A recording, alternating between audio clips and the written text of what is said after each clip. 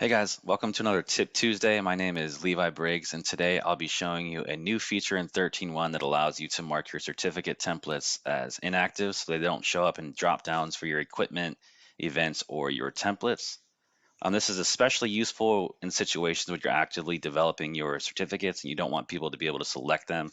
So you're making active changes, you're developing, and you don't want your users to be able to select them in drop downs, but you still want to keep that template to be able to continue to develop it. But it's also useful in situations where you want to preserve your revisions to your templates. So you'll keep all of that history of the document, but they will no longer be able to be selected by your users. So let's go ahead and get started here. So first, you're going to want to go to your PrintBuilder. So we'll open that up. And you navigate to your certificates section, and then you'll see in this right-hand column, there's this active column and the checkboxes. So this is where we can mark each one as inactive.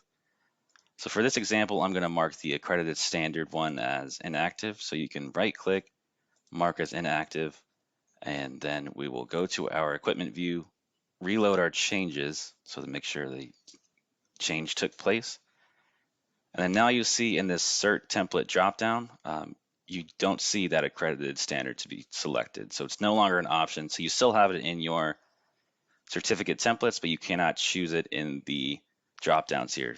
So that same is true for your calibration to your events. We can do this drop down and you'll see it's no longer an option. And then in the template editor. So if we go to our template editor, let me find that really good template editor. So we'll open that up and we'll go to, we can create a new one here. So I'll do a test, new template. And then the same is true for this as well. So that accredited standard is not an option to be selected. So in your PrintBuilder, you still can choose it. You still can open it. You can still make changes, but it's no longer an option for your users to select. So yeah, that's basically it. I hope you guys found this useful, and we'll see you next week. Thanks.